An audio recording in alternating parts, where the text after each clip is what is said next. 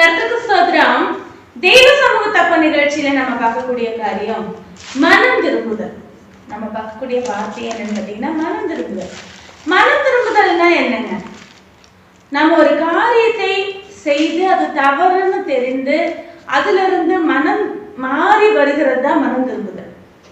அப்போ நாம மனம் திரும்பி விட்டோம் அப்படிங்கிறதுக்கு அடையாளம் என்னன்னு பார்த்தீங்கன்னா திரும்ப அந்த காரியத்தை செய்யாமல் இருக்கிறோம். ஒருவரை நம்ம குற்றப்படுத்தி கொண்டே இருக்கிறோம் அப்படின்னா அந்த காரியத்திலிருந்து நம்ம விலகி அந்த காரியத்தை திரும்ப செய்யாமல் அதை மறந்து நம்ம வாழ்க்கையை வேறு திசையில கொண்டு போகிறது தான் மனம் திரும்புதல். நம்ம பொய் சொல்லுகிறோம் என்றால் அந்த காரியத்தை விட்டு இனி பேசாமல் அதுல இருந்து மனம் திரும்பி நம்ம வாழ்கிறது தான் மனம் திரும்புதல். நான் ஒரு தடவை மனம் திரும்பிட்டேன், நான் மன்னிப்பு கேட்டுட்டேன், கர்த்தரிடத்துல ஐக்கியம் ஆயிட்டேன், திரும்ப நான் என்ன பண்ணுவேன்? திரும்ப அதே தவறுகளை நான் செய்து கொண்டே இருப்பேன். ஆனால் நான் மனம் திரும்பவே இல்லைன்னு அர்த்தம். இப்போ வேதம் என்ன சொல்லுது பாருங்க. ஏசாயா புஸ்தகம் 30ஆம் அதிகாரம் 15வது வசனத்துல, நீங்கள் மனம் திரும்பி அமர்ந்திருந்தால் ரட்சிக்கப்படுவீர்கள்.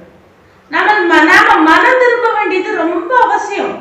நம்ம கொலை பெரிய பெரிய பாவங்கள் எதையும் செய்ய போகிறது இல்லை.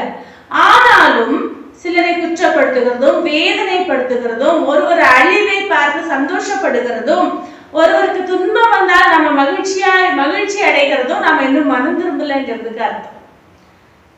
ஒருவரை குத்தி பேசினால் கூட அது மனம் திரும்பலன்னு அர்த்தம். வேறொருத்தர் மனம் திரும்பறதுக்கு நம்ம போதிக்கலாமே ஒழிய யாரையும் துன்பப்படுத்துகிறது நம்மளுடைய காரியம் அல்ல. ஊழியக்காரர்களானாலும் விசுவாசிகளானாலும் மனம் திரும்புதல்ங்கிறது பாத்தீங்கன்னா ரொம்ப ஒரு பெரிய ப்ராசஸ், பெரிய ஒரு விஷயம். அதை சரியாய் பின்பற்றி நடந்து கொண்டால் மாத்திரம்தான் ரட்சிக்கப்படுவோம், காப்பாற்றப்படுவோம். நாம் ஒரு தண்ணீர விழுந்துட்டோம்னா நமக்கு நீச்சல் தெரியலன்னா நம்மள காப்பாற்ற வேண்டியது அவசியம். அப்பதான் ஜீவன் பிழைக்க முடியும். அப்ப நம்ம ஜீவன் பிழைக்கிறதுக்காக ஒருத்தர் காப்பாற்ற வரும்போது நம்ம கிட்ட இருக்கிற அத்தனை தீய சுபாவத்தையும் பார்த்தா நம்மளை காப்பாற்ற மாட்டாங்க இல்லைங்களா? அதானே இயல்பு. அப்ப தேவன் நமக்கு நல்லவரா இருக்கிறாரு. நம்ம மனம் திரும்பினவர்களா இருந்தால் நிச்சயமாய் காப்பாற்றப்படுவோம். பரலோகத்தில் அவருடைய தரிசனத்தை காண்போம்.